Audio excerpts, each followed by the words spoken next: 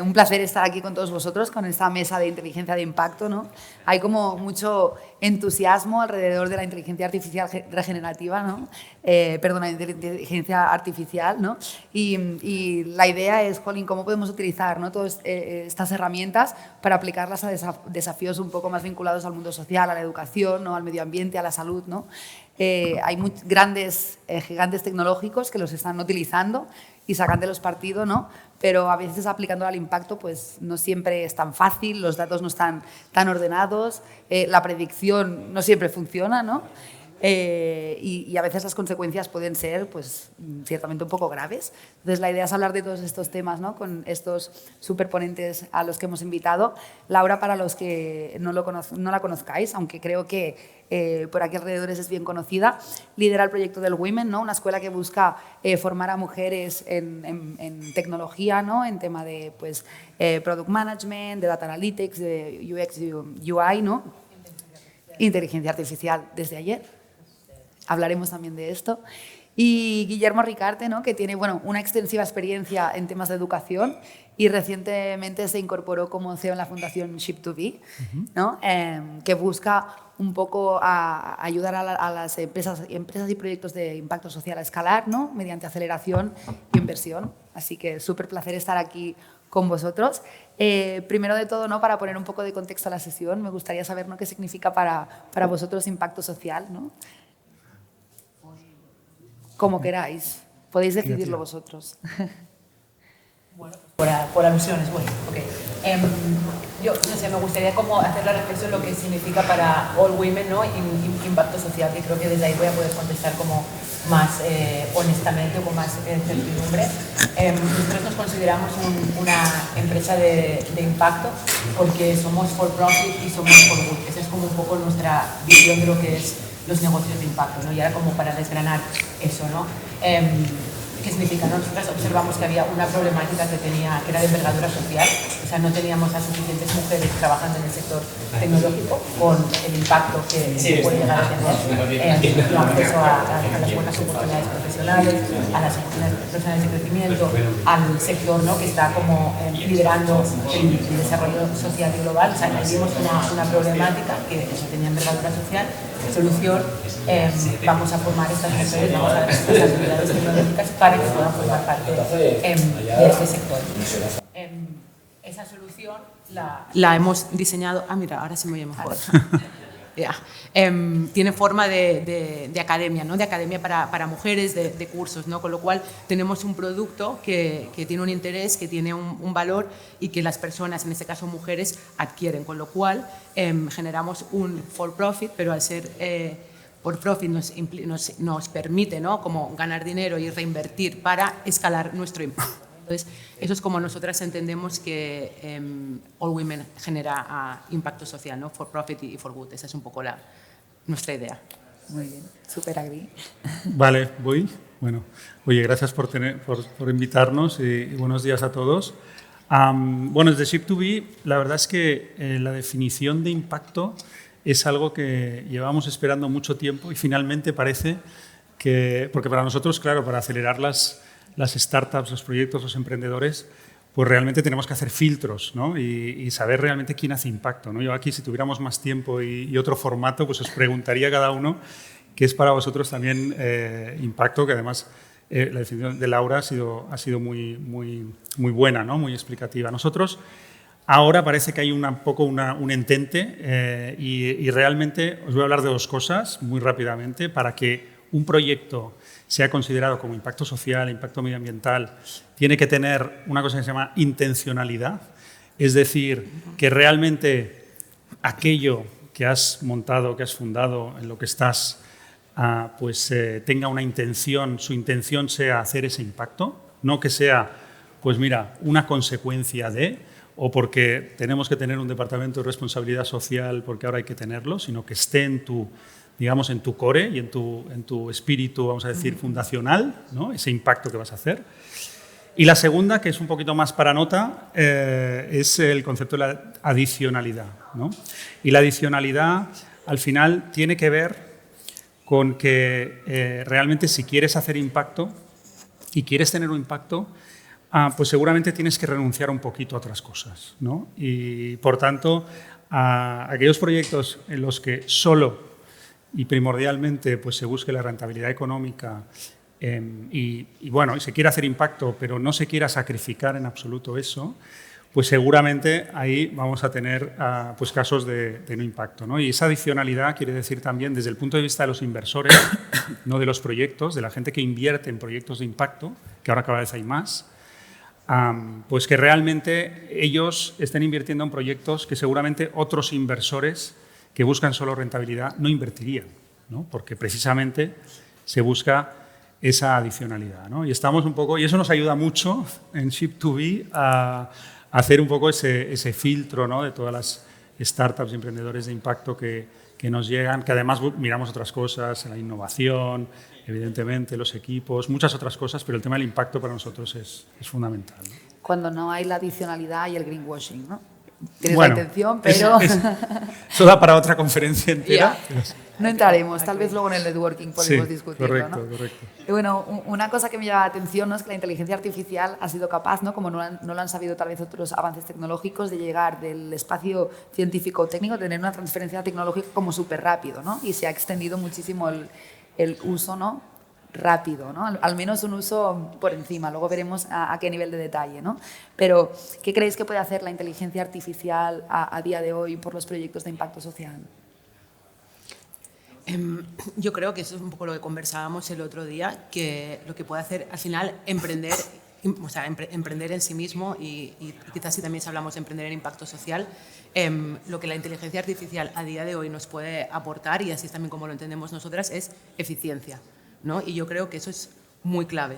De qué manera yo con menos recursos puedo multiplicar mi impacto, multiplicar mi reach, multiplicar mi departamento de marketing, multiplicar, ¿no? Yo creo que hoy esta inteligencia artificial generativa como la conocemos, ¿no? A nivel usuario, luego veremos a nivel pues, como creadoras proactivas de ella, pero a nivel usuario y como emprendedores y emprendedoras lo que hace es nos ayuda a ser más eficientes, y creo que cuando iniciamos la palabra eficiencia es como muy clave, es necesaria, es core y no se entiende sin, ¿no? Entonces yo creo que ese asistente, facilitador, acelerador, que es, para mí es como marca un antes y un después, ¿no? de la accesibilidad y la rapidez y la eficiencia de nuevo.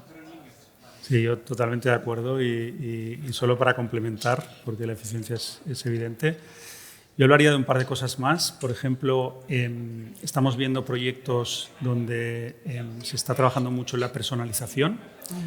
La inteligencia artificial, y en concreto la generativa, te permite pues muchas veces poder hacer personalización. Esto, por ejemplo, en el sector educativo, pues lo hemos visto en varios proyectos, ¿no? Como puedes hacer itinerarios formativos más personalizados en base a que tienes un motor de inteligencia artificial que ha aprendido, ¿no? Y va aprendiendo con diferentes experiencias, ¿no? Y cada vez vas, de alguna manera, personalizando más. Y luego, también, evidentemente, que esto también se puede leer como ventaja y riesgo a la vez, porque ahí está también mucho el dilema, ¿no? Y luego creo que hablamos de esto también. Pero puesto en positivo, yo diría que también este asistente que hablabas tú, Laura, te ayuda muchas veces a potenciar tu capacidad creativa, ¿no? O sea, bien utilizado, puede ser un gran catalizador de la creatividad de la gente, y además, también lo hablábamos antes, por primera vez, ¿no? Si habéis ido a otras conferencias de inteligencia artificial, todo el mundo empieza diciendo que esto lleva muchos años, ¿no? Muchos años, pero lo que no lleva muchos años y es muy reciente es la generativa, ¿no? Y lo que ha hecho la generativa es bajar a tierra, ¿no? Nos toca a todos, ¿no? Hasta ahora, pues, todo lo que es robótica, todo lo que es redes neuronales, todo lo que es la inteligencia artificial aplicada en el sector salud, pues eran como cosas como muy sofisticadas, muy caras, muy difícil de llegar a ellas, y ahora se ha democratizado, ¿no? Aquella palabra con la generativa, y te permite pues, explotar muchas cosas con un buen entreno, ¿no? Porque el tema del entreno en inteligencia artificial es muy importante, ¿no? Entrenar bien la máquina. Muy bien. A nivel de usuario consumimos datos, ¿no? Bueno, buscamos datos cuando utilizamos estas inteligencias artificiales, pero a nivel de implementarlo en tu proyecto necesitas tener los datos y tenerlos ordenados y tenerlos accesibles, ¿no? Y esto es uno de los retos, ¿no?, en el que nos encontramos en los proyectos vinculados a impacto social, ¿no? O sea, en intentar ordenar los datos de salud de los que disponemos, ¿no?, o de educación es difícil. ¿Qué pensáis en este aspecto, ¿no? Correcto.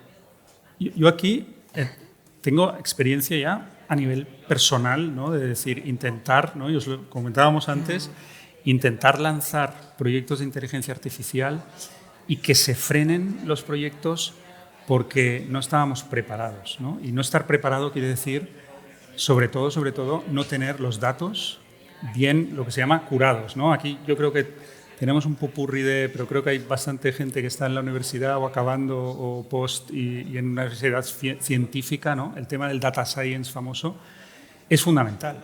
O sea, es fundamental porque ya no es solo tener la gente en tu organización que sepa tratar datos, es que tu organización tenga los datos bien curados, bien ordenados, en las bases de datos adecuadas, porque si no, y por eso se frenan muchos proyectos, porque si no, el riesgo que tienes es en hacer un superproyecto mal hecho, ¿no? Y esos proyectos van al final muchas veces a tomar decisiones, ¿no? Te sirven para tomar decisiones, y si lo has hecho mal y los datos no están bien, tomas decisiones erróneas, lo que puede ser catastrófico para tu servicio, catastrófico como negocio, ¿no?, que tomes una decisión y sea al revés de lo que tienes, y al final casi vale más la pena no hacerlo que hacerlo por si lo haces mal, ¿no? Y por eso el tema de los datos es lo primero, ¿no?, es lo fundamental.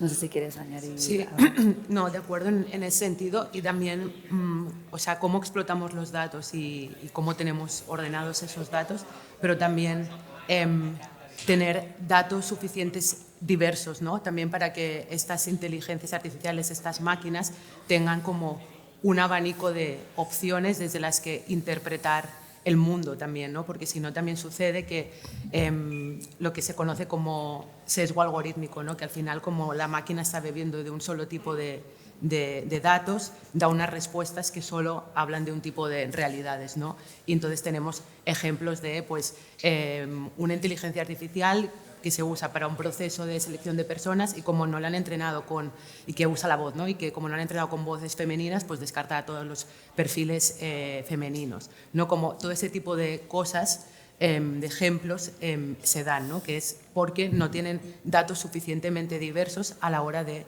entrenar estos modelos, y porque no tienen datos suficientemente diversos. Aquí hay como dos razones, ¿no? Una es que no hemos estado colectando ese tipo de datos, porque solo conectamos un tipo de datos, ¿no? Pues hombre, blanco, el resto no, porque no es estándar, digamos. Y después por las personas que están realmente trabajando con estos datos, desarrollando esos algoritmos, supervisando esos algoritmos, etcétera, etcétera, ¿no? Que también, si es solo un tipo de gente, tiene solo un tipo de realidades, con lo cual excluye otras realidades, con lo cual excluimos a partes de la sociedad en nuestras nuevas soluciones que supuestamente tienen que ayudarnos a todos, a todas, ser eficientes, etc, etc. Igual ese es un riesgo que me doy por otro lado, pero creo que es, no, como tiene mucho que ver con estos retos que hay ahí a través de la gestión del dato. Sí, vinculados a lo que decíamos, ¿no?, de no solo utilizarla, sino utilizarla bien y utilizarla sacando el máximo potencial, ¿no? Porque antes también comentábamos que en proyectos de impacto social un mal uso de estas inteligencias puede tener circunstancias o efectos muy catastróficos, ¿no? El ejemplo de un coche automático entrenado en zonas, ¿no?, poco habitadas, cuando lo pones en el medio de Barcelona, en Plaza España, ¿no?, y genera desastres seguro, ¿no? Entonces este es el punto, ¿no?, que a nivel de impacto social pues tiene un riesgo tal vez mucho más alto. No sé si a nivel de retos o oportunidades hay algo más que queráis como...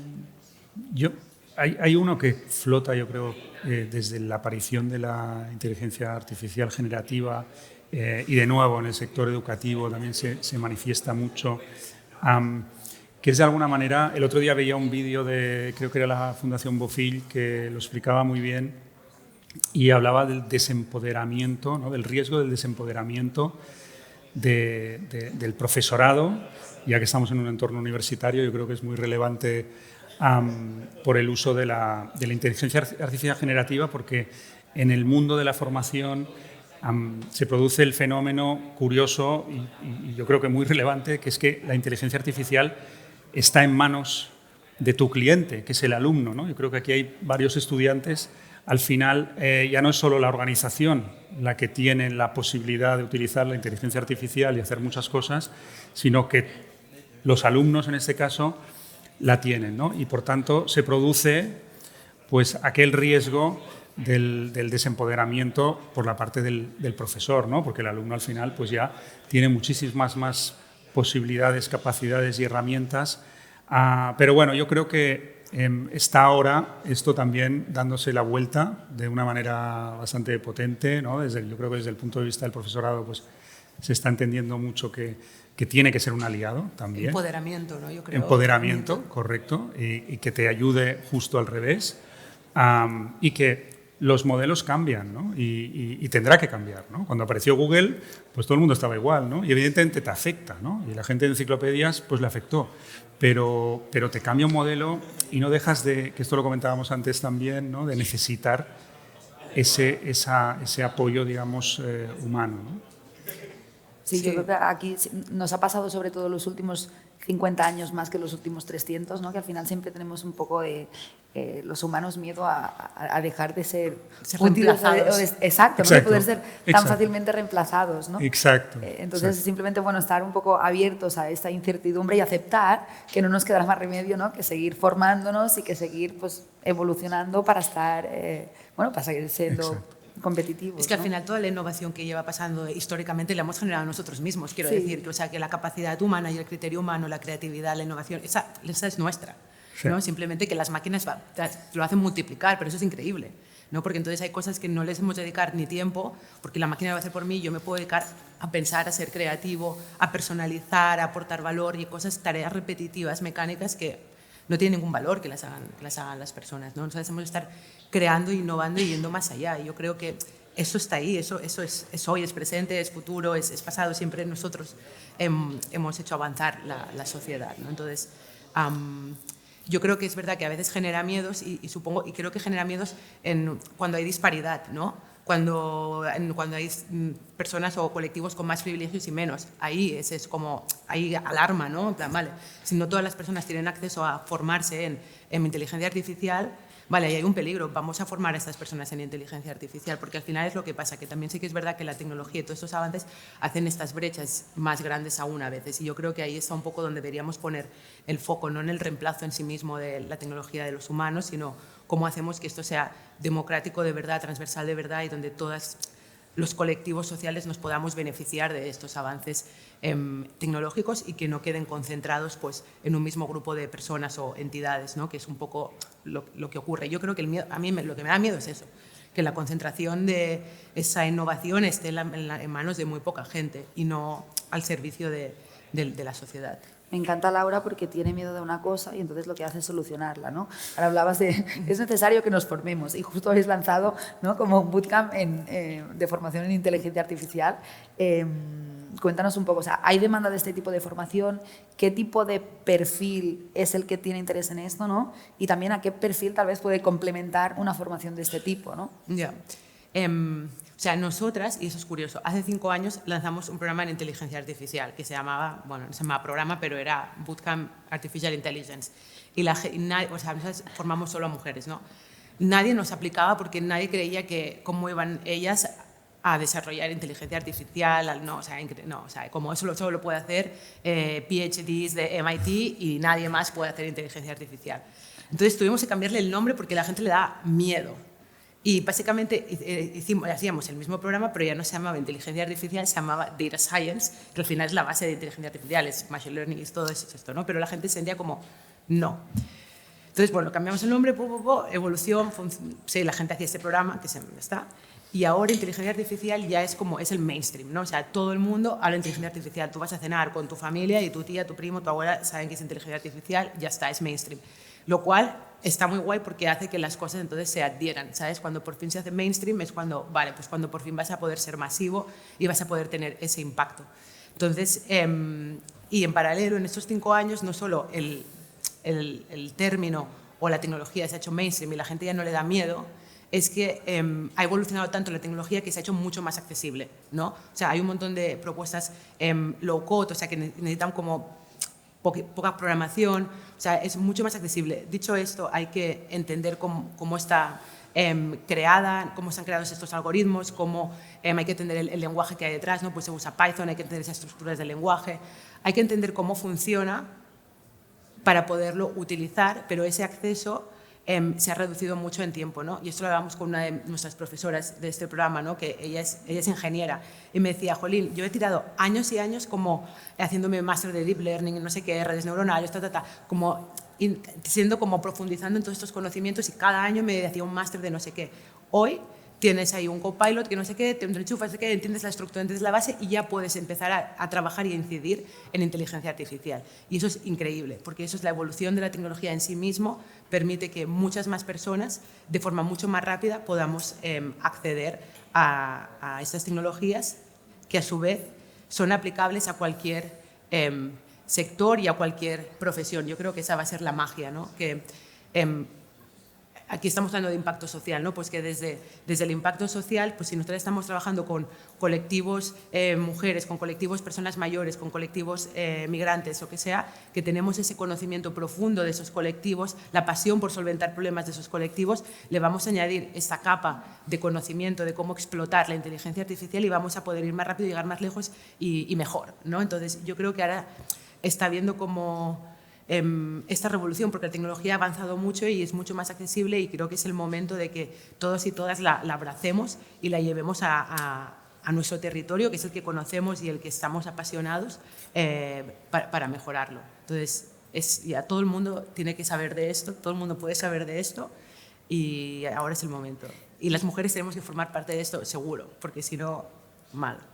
Guillermo, tú que también tienes mucho background en educación, ¿estás de acuerdo en que sí, esto...? no, absolutamente. Yo creo que al final esto es ya realidad, lo tenemos que, como decía Laura, abrazar y lo tenemos que llevar a nuestro terreno para aprovecharlo y aquí es muy importante y esto no lo hemos dicho al principio, pero vamos, hablo por mí, en absoluto soy técnico ni experto en inteligencia artificial, ni lo quiero ser, ¿no? Pero sí que cuando ves y sobre todo los proyectos, la importancia, decía antes, ¿no? Del entreno, ¿no? De entrenar bien a la herramienta, y los que sois usuarios aquí seguro que mucho usuario aquí de ChatGPT lo sabéis, ¿no? O sea, al final es muy importante entrenar bien la herramienta para que la herramienta aprenda bien y realmente para ti, pero para entrenarla necesitas el factor humano y es fundamental el factor humano. Sin entreno, y los que la habéis probado lo tenéis clarísimo, no funciona.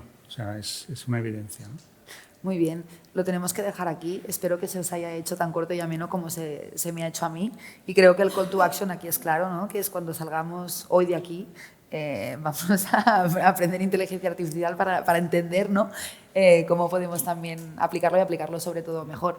Muchísimas gracias a todos por estar presentes. Gracias.